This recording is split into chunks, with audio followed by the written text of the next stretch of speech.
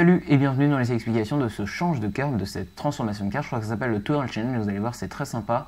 Bon, je pense que si vous faites déjà des changes, vous devez connaître celui-ci. Mais en tous les cas, ça a toujours son petit effet parce que c'est super visuel et surtout très rapide. En une fraction de seconde, la carte se transforme. En tout cas, moi j'adore et j'utilise assez souvent.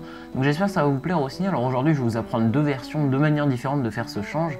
La deuxième qui est très légèrement plus longue que la première, mais également très esthétique je trouve. Enfin bref, on va voir ça par la suite.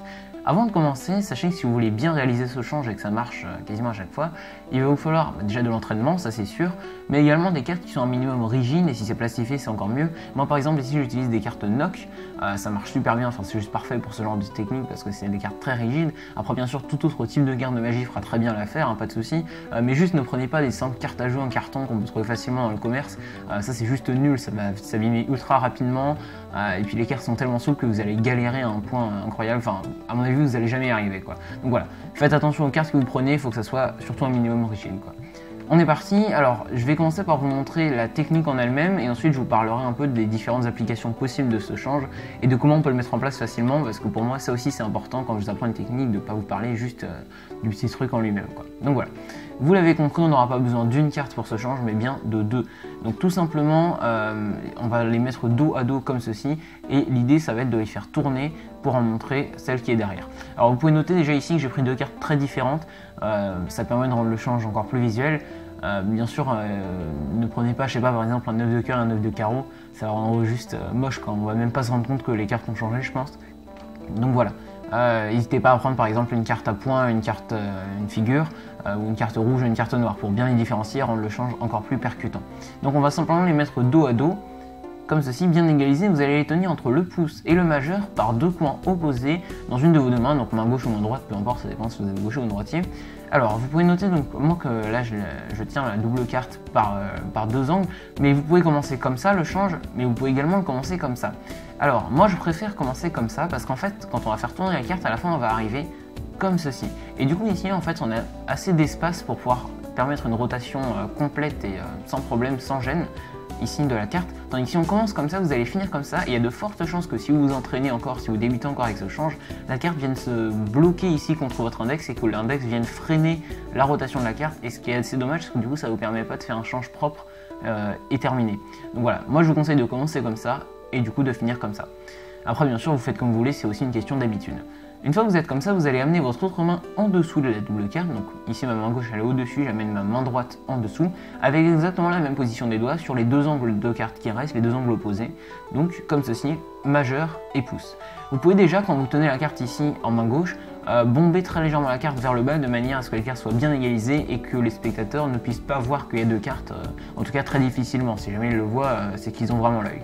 Donc voilà, votre autre main arrive en dessous et là vous allez la bomber, mais dans l'autre sens, c'est-à-dire vers le haut. Donc en fait, votre pouce et votre majeur vont tirer sur les coins de la double carte, comme ça, exercer une pression sur les coins des cartes, et du coup bomber la carte vers le haut, comme ceci. Voilà, donc une fois que vous êtes comme ça, vous allez simplement relâcher la pression. C'est tout bête, mais c'est ce qui fait le change, on va simplement relâcher la pression et la force qu'on exerce sur les coins des cartes, comme ceci. Donc là, vous voyez, en fait, je fais exprès, mais c'est pour vous montrer qu'au début, il y a de fortes chances que vous n'obteniez pas une rotation complète et que le change ne soit pas propre et terminé comme ça. En fait, c'est dû au fait que vous mettez à peu près la même force avec le pouce et le majeur. Et du coup, vous relâchez tout en même temps.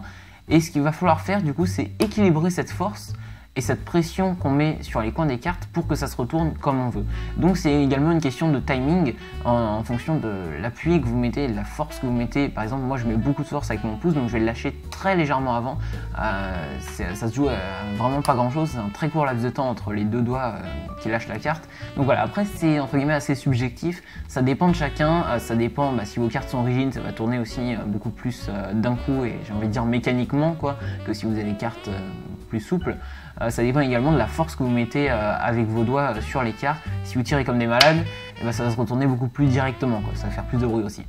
Donc voilà, après tout ce que je voulais vous dire c'est que c'est uniquement une question d'entraînement et il va falloir pratiquer la technique jusqu'à ce que vous arriviez à trouver le bon truc qui fasse que la carte se retourne correctement. Donc voilà, en fait je peux rien vous dire de plus sur cette technique parce que c'est que de l'entraînement, je vous ai montré donc le fonctionnement de base, il n'y a rien à dire de plus je pense, c'est juste de l'entraînement encore une fois. Alors pour la deuxième technique, il n'y a pas grand chose qui change, c'est juste qu'on va le faire à une main. Et du coup, pour retourner la carte, ce qu'on va faire, c'est qu'on va utiliser notre index ici. Et là, vous pouvez voir que cette position, elle est pas mal parce qu'on a une grande tranche qui s'offre ici à notre index qui va nous permettre de retourner la carte. Tandis que si on commence comme ça, l'index devra arriver en haut comme ça. Donc ça sera peut-être un peu plus galère de tirer la carte et de faire ça. En tout cas, moi, je préfère commencer comme ça.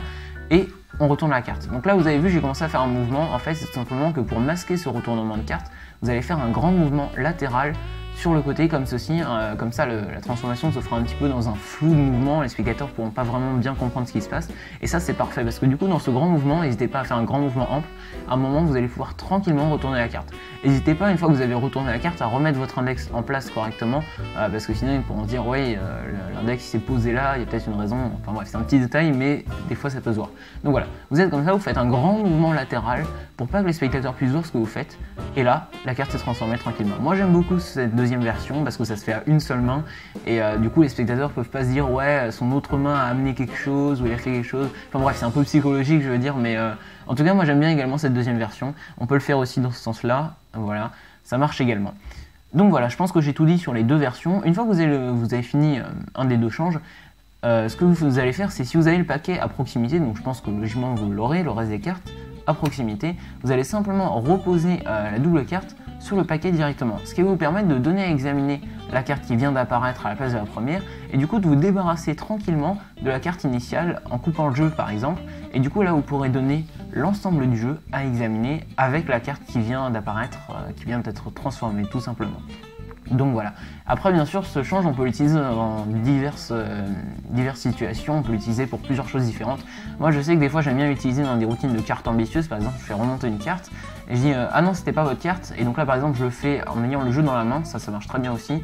Vous tenez, donc vous avez le jeu dans la main et vous tenez avec le pouce et le majeur, et là le change, ah oui c'était plutôt celle-là ta carte. Et voilà, et là du coup je peux redonner la carte à examiner, je coupe tranquillement pour me débarrasser de la carte initiale.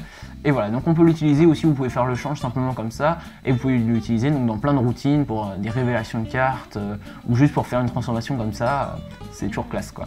Donc voilà, j'espère que cette vidéo vous a plu, n'hésitez pas à me faire part dans les commentaires et à partager aussi vos conseils et vos expériences par rapport à ça, si vous avez des petites techniques, des petites astuces en plus pour bien réussir ce change, parce que c'est vrai que ça demande quand même de l'entraînement. Entraînez-vous bien avant de le présenter, mais vous verrez que quand ça viendra, ça sera super sympa de le faire et ça passe tout seul quoi, tout simplement.